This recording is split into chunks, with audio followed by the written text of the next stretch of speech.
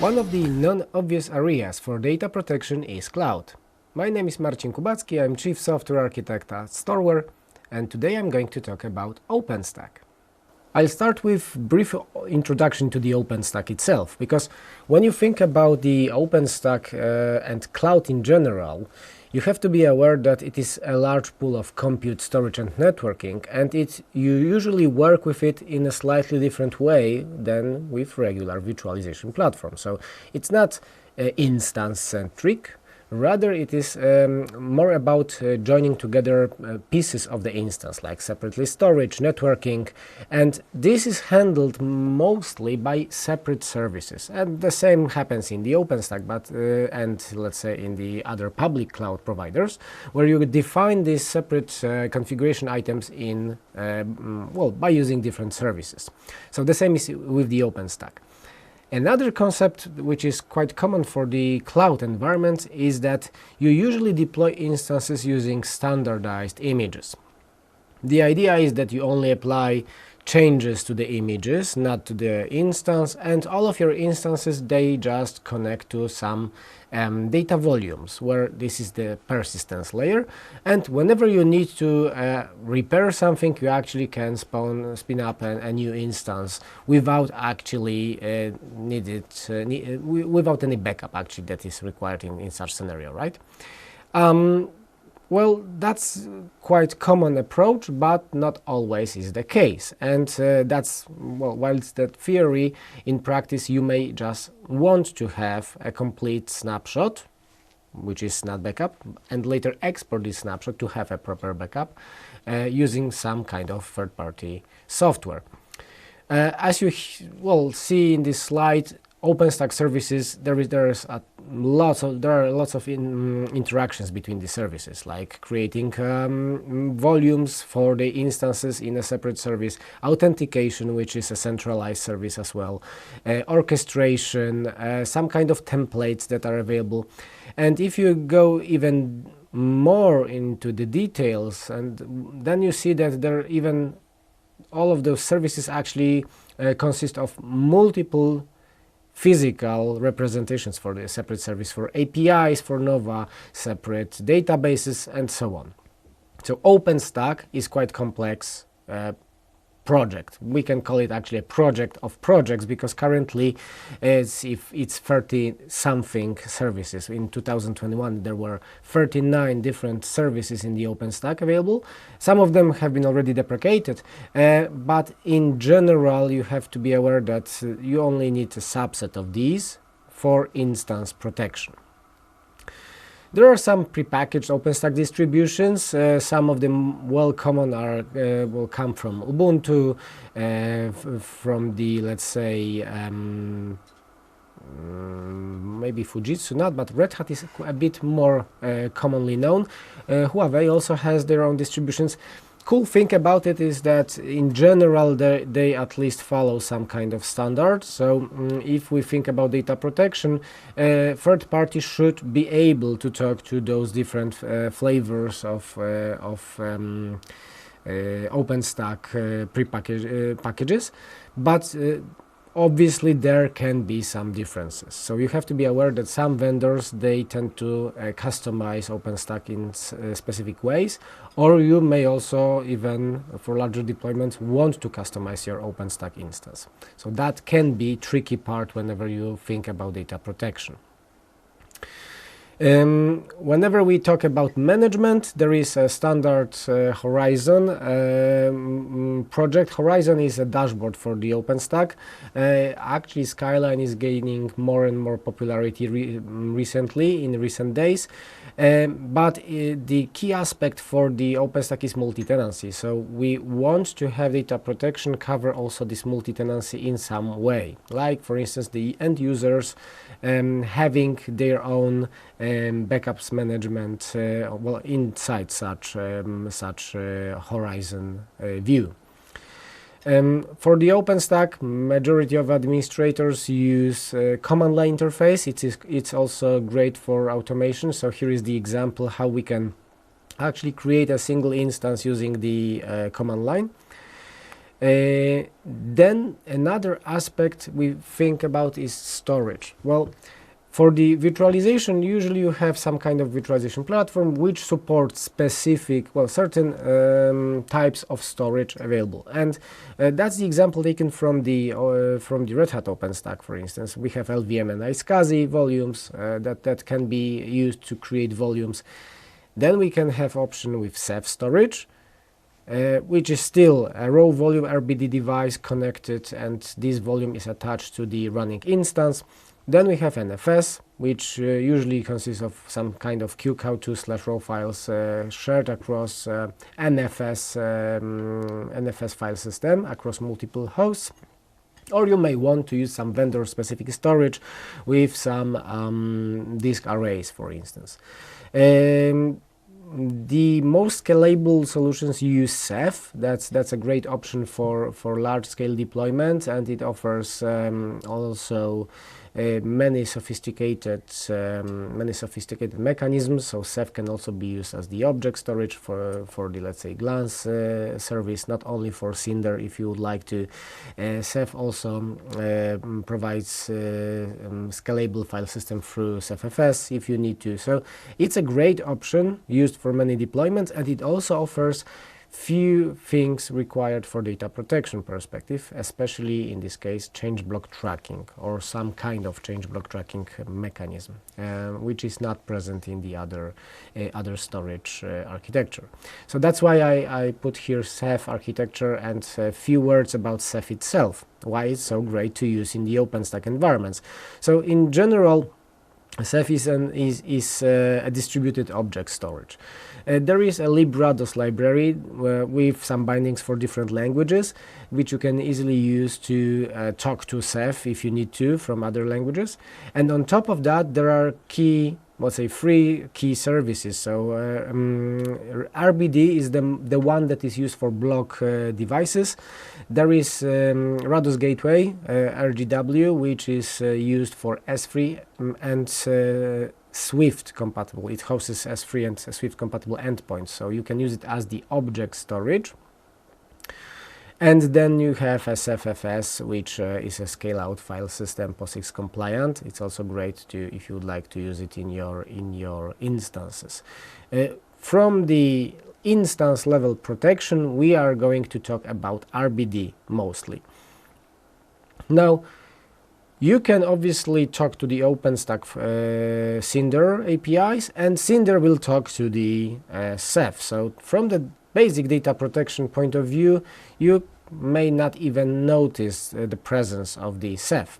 However, if you allow your solution like Storware to talk to Ceph monitors, then you are able to directly fetch some information, operate on snapshots, and extract data directly from scalable storage solution without the need to talk to the hypervisors or Cinder APIs. So Ceph monitors are maintain the cluster maps, and that's the component that we talk to. OSDs are the services responsible for data replication recovery, and they are specifically data movers, small data movers for individual drives. But there are also some other services not related strictly to the data protection that we are going to talk about, like managers and MDSs. So those are responsible for exposing RESTful APIs or some Ceph file systems. So majority of the data protection related activities are going to happen via the monitors. Ceph offers, allows you to create pools. You can think about pools like logical partitioning of your storage. So inside these pools, you create, let's say, number of placement groups. We'll talk about in a moment. And the only thing for now is that you need to be aware is that this actually it's may not dynamic, but you can only increase this value in the future. So think carefully about giving the number and assigning it to the pool, because later if you are going to change that, the only way is up. So you cannot decrease the number of placement groups. And inside the placement groups, you have to specify a rule how the data is going to be placed somehow in this infrastructure, because it's not straightforward. You may want to have more sophisticated rules, not, let's say, just by specifying which drives are going to be used for placing the data, but you can form some logical structure like servers, like rack chassis, and so on. So it can be actually more sophisticated topology describing your data center in order to inform Ceph how to allocate data, so it is able to handle loss of, for instance, several servers and so on. So going back to placement group. So placement group, you can think of it as a bucket that contains objects with the same hash. So hash is actually being computed by the name of the object. So if you have two objects and they're different in, let's say, by name, one is going to end up in one placement group, the other one is going to end up in a different placement group. And placement groups later have some option to map to the individual these OSDs, depending on the rules that you have defined. Now, this scales very well, and OSDs tend to rebalance the placement groups if you extend it later in the future. But these hash buckets are the way of uniformly distribute the data across your drives. In such case, you can imagine that talking directly to the Ceph is going to be far more efficient than having some hotspots in your infrastructure where you have your specific subset of your data residing in, let's say, one disk array or something. So it's going to spread workload more evenly. Another thing that we need to talk when we talk about the OpenStack, well, majority of the hypervisors in the OpenStack environments is KVM based. So while OpenStack also supports other hypervisors, we still think rather about the OpenStack environments in terms of KVM. One to note here is Virtuoso, which is no longer just a hypervisor, it is also a separate manager, and from Storware Backup and Recovery point of view, it's treated in similar way like a regular OpenStack, with some limitations, but in general we have full support for Virtuoso environments as well.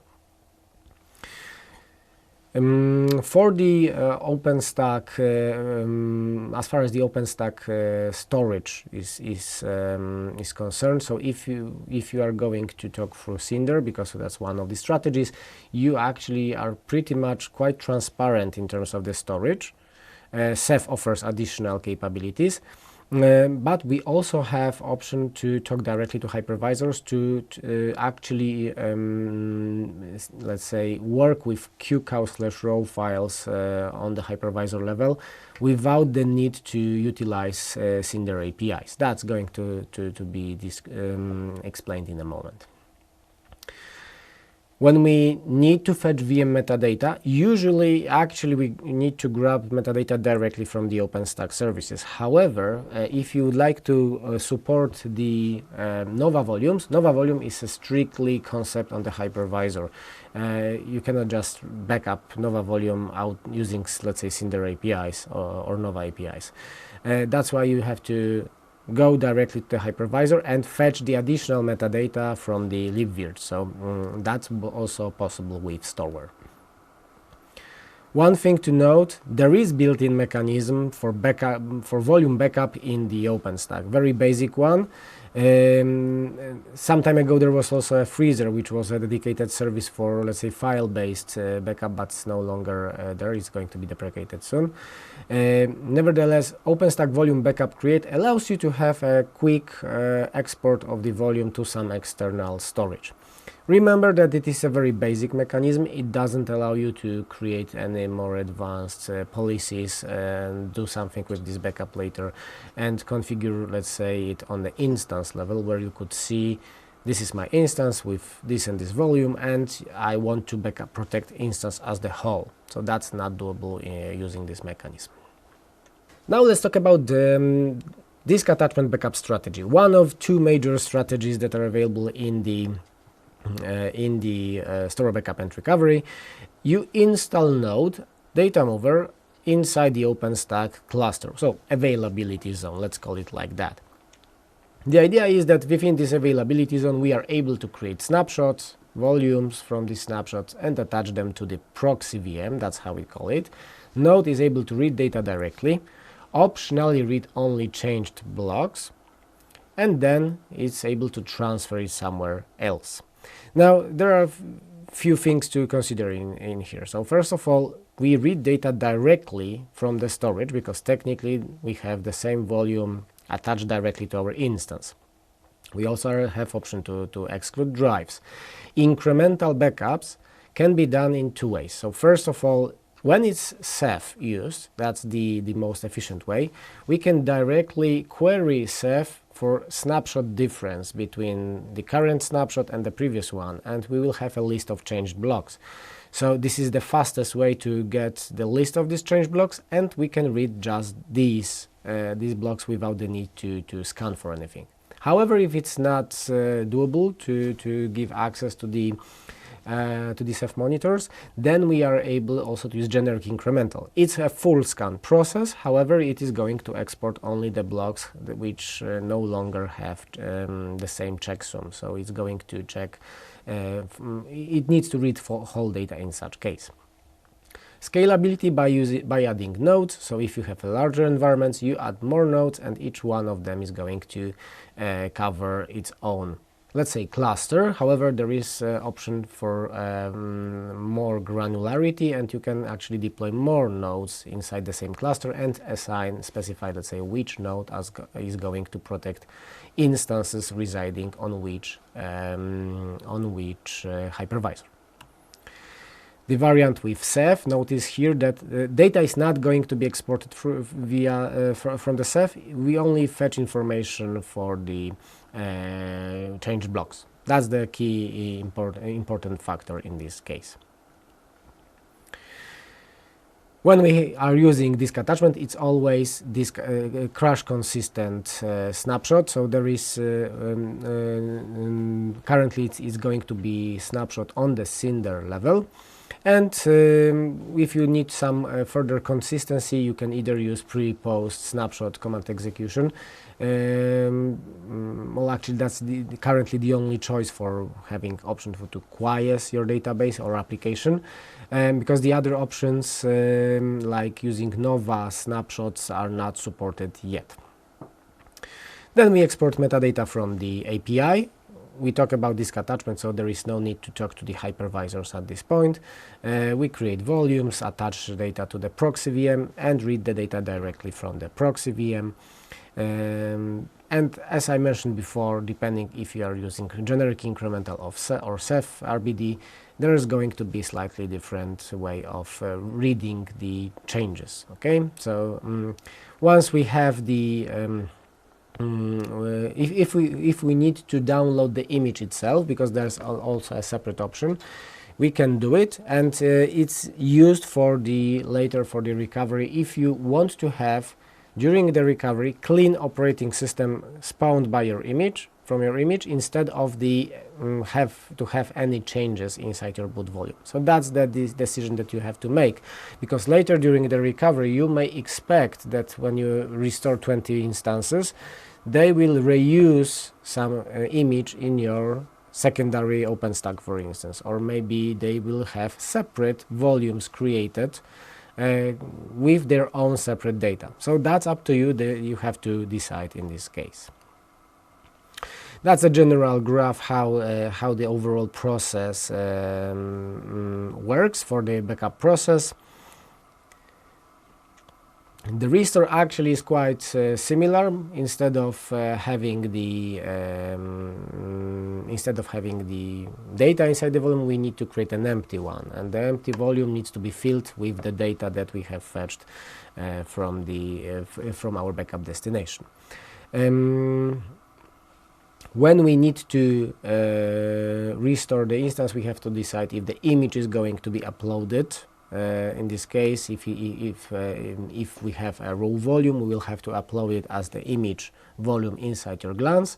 So depending if your original instance was having information about the image or not, we actually are going to have a new instance of the image or reuse one if it's already there.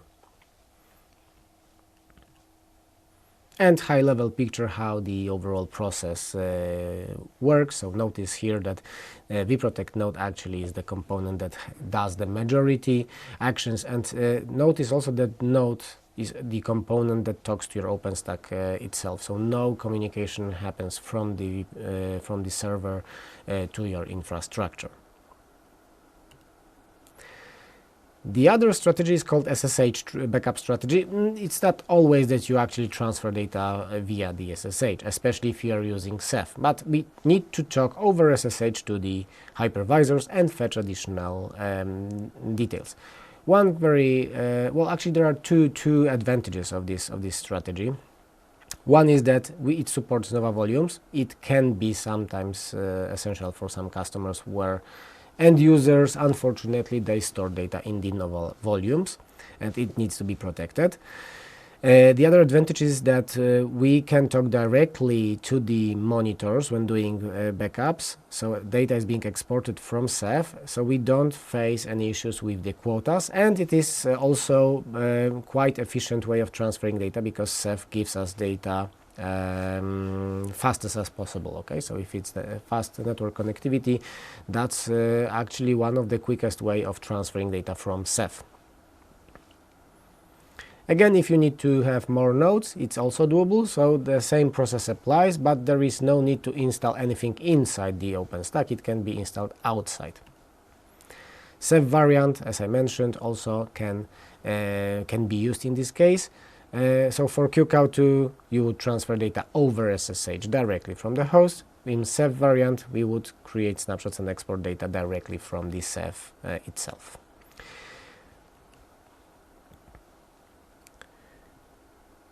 When we need to talk to the hypervisors, we obviously initiate SSH connectivity. We use virsh commands to fetch necessary information from the host. So there is no need to install anything inside the host itself. No agent, strictly speaking. And even if you have OpenStack running inside the container, we also have option to install our software without the need to touch, strictly speaking, in terms of we don't have to install any component inside the hypervisors.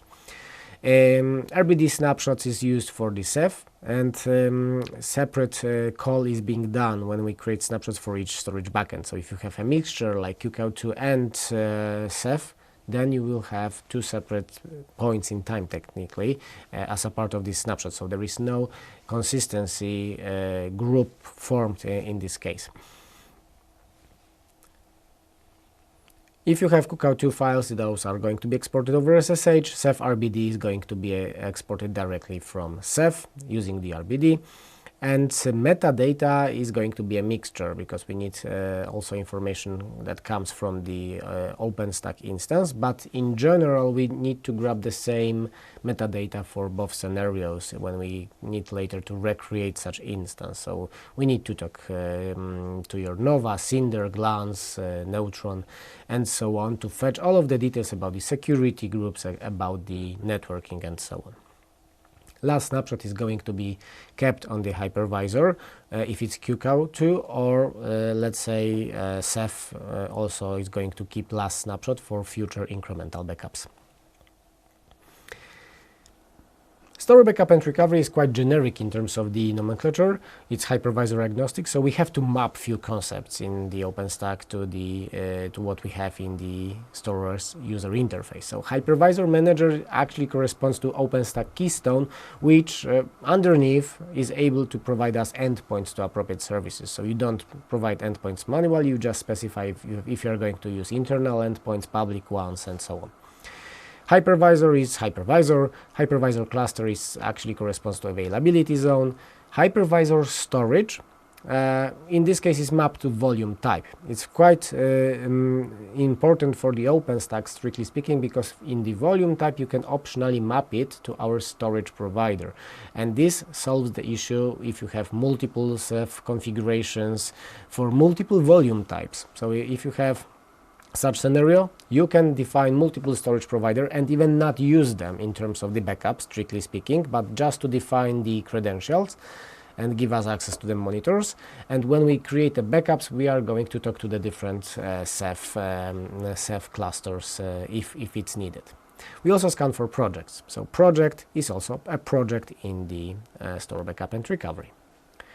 There is a plugin available for integration, so you can allow your backup and recovery operations to be visible for end users, and they will have obviously their own view, limited to their own projects. So only instances within their projects are going to be visible, and several different items in Storware's user interface, like the clusters, backup destinations, and policies, for instance, can be limited to be visible or not for specific projects. Some of them can be globally visible, some of them can be, let's say, visible only to subset of the projects, let's say for test purposes. Plugin can be installed with 2 commands, but if you have containerized deployment, you have to be aware that there are some additional steps that needs to be done, and we have described that in our documentation. For OpenStack environments, we also support instant recovery. It requires additional volume type, which is mapped specifically to the NFS and the backup destination that we host. That's very important because we need somehow to make Cinder aware about our data, and on the other hand, it doesn't mean that it has to be hosted directly by the node. If you have, let's say, separate third-party storage like data domain, which is going to be used as the backup destination, you can expose storage directly from such solutions and let Cinder use it as the volume type and map it to the node, so that we know that this specific node sees the same data as your backup destination. So this NFS volume type actually is used later for quick instant restore capability, and the volumes can later be migrated using the internal mechanism of the OpenStack. For the OpenStack, we have actually 2 options. You can have a global administrator, which uses single credentials to access all of the projects. And the other option is to have separate authentication domains. Both of them are supported. You just need to specify which one you would like to use, and optionally add more authentication domains. So for instance, when you connect for the first time, we scan for the available authentication domains as well, and you can mark specific authentication domains to be used by for authentication. So depending on your setup, single authentication domains, or let's say account having access to all authentication domains, all of the projects and so on, versus individual authentication domains and separate credentials. For the OpenStack, we also have multi-AZ support. So as I mentioned, you can have this volume type mapping to the hypervisor storage, and this allows you to map storage providers to the specific volume type. So in this case, usually it is going to be separate Ceph clusters that are going to be mapped in there. We have recently introduced also VMware to OpenStack V2V migration mechanism. So now when you create backups in your VMware, you can just restore it directly to the OpenStack. You just provide some details about the flavors, security groups, and so on.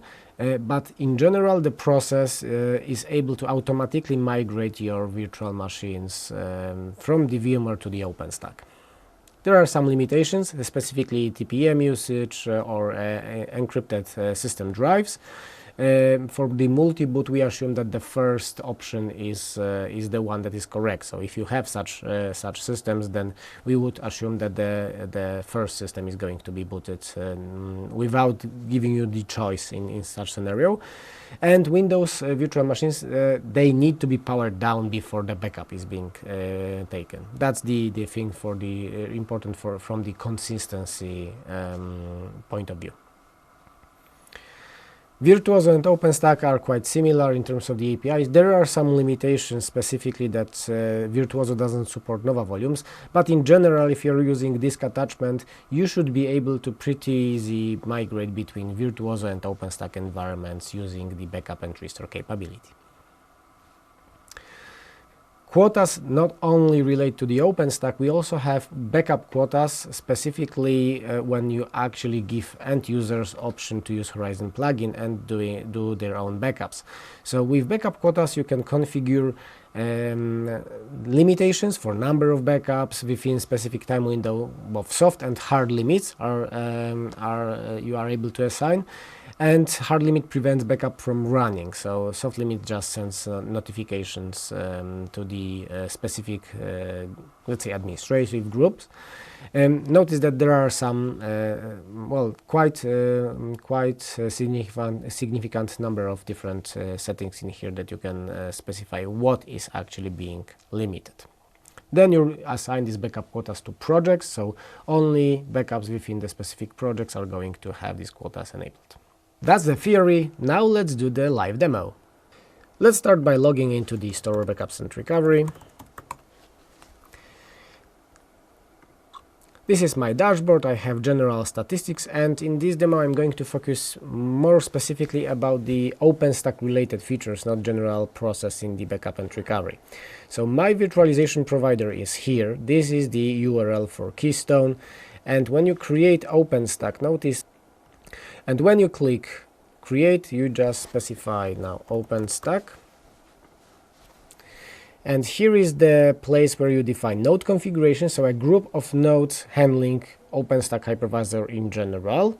But remember that probably you may want to have more control over which nodes specifically handle workloads from different hypervisors. So that's the default, let's say, node configuration. Then you provide the URL for your keystone, provide the name of the region, which is later passed to the APIs. And here is the place where you specify which method you would like to use. The generic incremental doesn't talk to any Ceph at all. Usually you may want to use disk attachment proxy with the option to talk to Ceph, assuming that you have Ceph, or you may want to use SSH transfer. So that's up to you. Then there you specify interface type. That's important because later we need network connectivity from the nodes to these types of endpoints that you defined in your OpenStack. And optional, you can specify that you would like to download image from glance explicitly always when we backup OS volume, to make sure that it is always the same image and it's a part of the backup. You can specify if you'd like to use scoped authorization or not, and define authentication domains. So if it's not scoped, I'm not able to define more authentication domains because we are assuming that these credentials are going to be used globally. However, if I enable that, I can define multiple authentication domains later and specify my credentials. Now, I have already my OpenStack available. You can invoke inventory synchronization manually. Now, we know that larger environments tend to have problems with inventory synchronization because of the number of objects, and there is a lag between creating an instance and being available for backup because of the time that the inventory synchronization could take. In the newer releases, especially for larger customers, we also have ability to call a specific endpoint to have a partial inventory sync feature being executed again, only an instance that you know that you have just created. So if you are a service provider, you may want to call this endpoint and just let know Storware that the new instance has appeared. We will just collect the necessary metadata. And when we talk about collecting metadata, notice that I here have single hypervisor, but it's also the place where you can configure different node configurations, so different set of nodes specifically addressing this hypervisor, or maybe other set of hypervisors, depends on your environment. Quick inventory synchronization also fetched me some information about the instances, some certificates if they have been collected. Now I have only one cluster, but I may need to assign node configuration also on the cluster level. And then we have the storage, so the volume types that have been detected. Notice that here are the information specifically for Ceph. So you specify which Ceph and which storage pool in Ceph corresponds strictly to this volume type. Networks, projects, as I mentioned, flavors, that's also collected access keys, not present in this case. Those are only administrator global keys, not the one that you have inside your projects, and those keys are obviously cannot be fetched, so this only is a matter of later using it during the recovery of what is available. So you would like to, as the administrator, you would like to boot instance without let's say with different credentials, because you don't have original ones. Quotas, so that's what I described. So here notice that there are all of these parameters available. And finally, authentication domains, where you can specify if some of these domains are not used at all for the authentication. Now, backup obviously works in the same way as everywhere, so you invoke incremental backup because it's available in this particular scenario.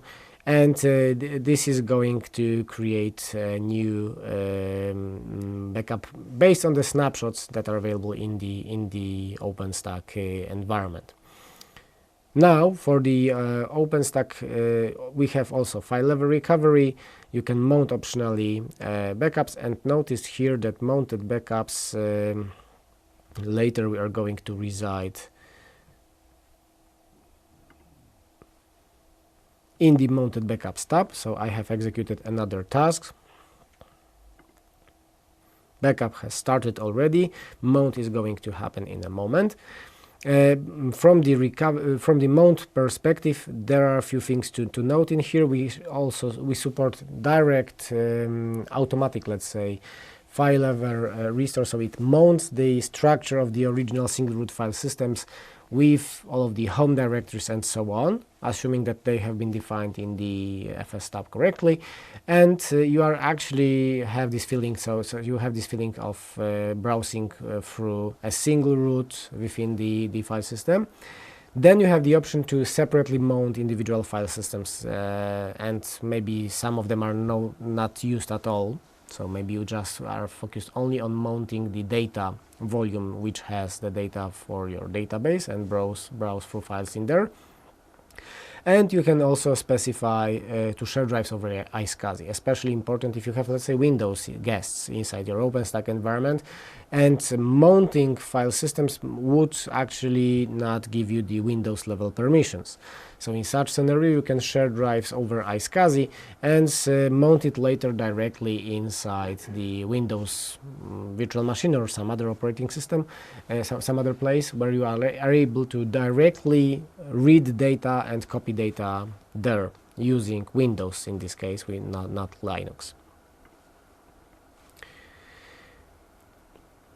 In this scenario, I have only OpenStack environment, but if you have, let's say, VMware, this would be, let's say, your VMware instance. You would have also additional option to restore, to migrate virtual machine to the OpenStack. And the only difference between the regular restore would be to have additional fields to be filled, because let's say we don't have flavor concept inside the VMware.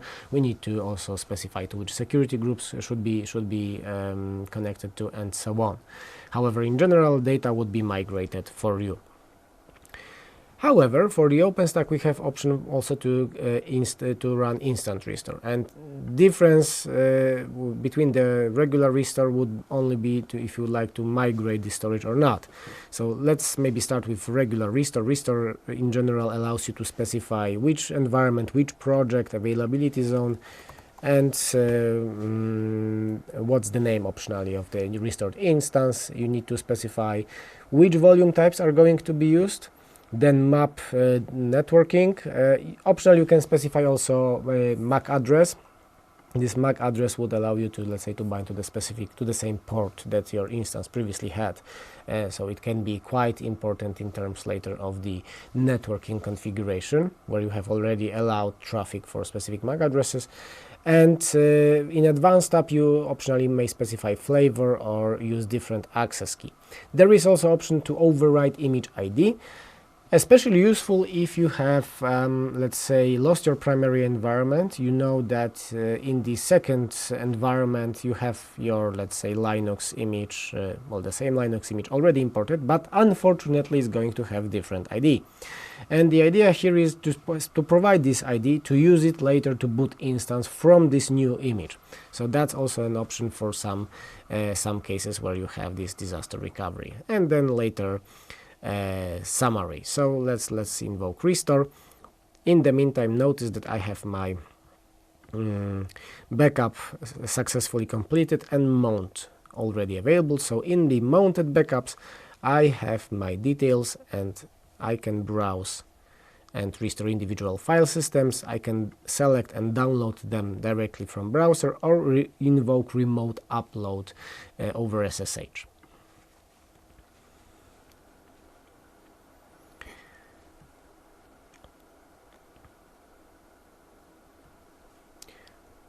Regular restore is already taking place. In the meantime, we can go to the instant recovery, and instant recovery, the only difference is that it supports live migration button here, so you need to specify what are going to be targets later for your live migration. But you also are able to invoke live migration after it has been mounted, okay, because we treat instant recovery as a temporary mount, but with a physical, let's say, virtual machine that is actually being created.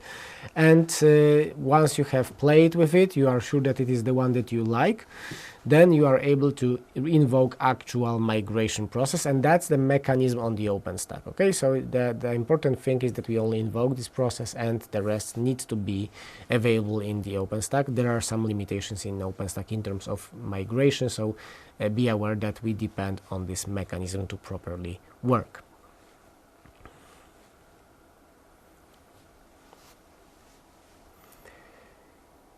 Now, the storage tab usually is not meant to be used by the OpenStack user by default. However, if you need to talk to Ceph directly, that's the place where you define the Ceph RBD credentials. So that's the place where you define it. You provide credentials in here, upload your keyring file, Ceph configuration, which actually contains information about the monitors, and option to eventually exclude some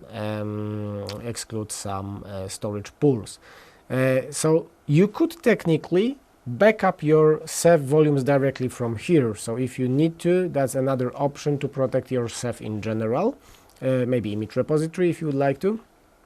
However, the main idea for the OpenStack users is actually later to relate to this configuration here in the virtualization providers and the storage tab. So here you actually define this mapping later to be used during the backup and recovery process.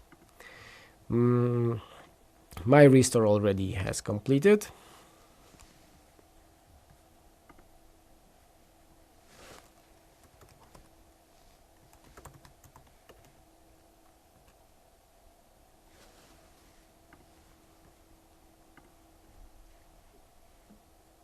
I have my restore instance already up and running.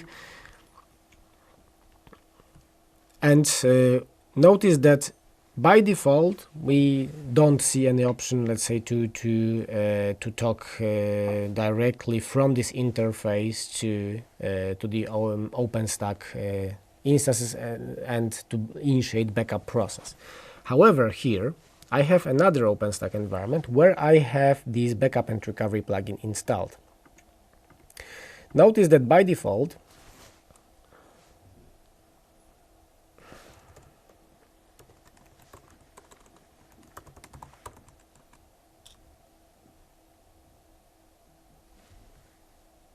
I have the dashboard limited only to, let's say, 9 virtual machines. These virtual environments here are going to be filtered and based on my project that I'm currently using, like second project, I will see only the instances that are available in here. And in general, I have this the same capability as backup, mount, restore, and I see also non-present virtual machines, because obviously I want to restore virtual machine that I have accidentally deleted. So that's the place where I would use and initiate backup process from the same console that you can see in here. So in such scenario, we are able to deploy this plugin and use our APIs for integrating with your OpenStack environment.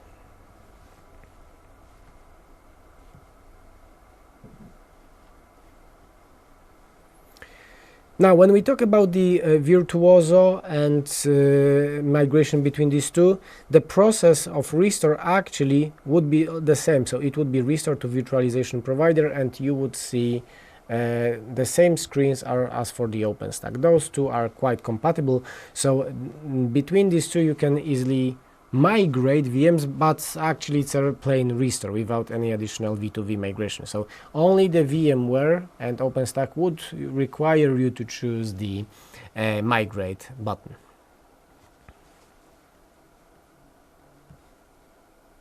As you noticed, for the OpenStack environments, there are a lot of different features available in Storware Backup and Recovery.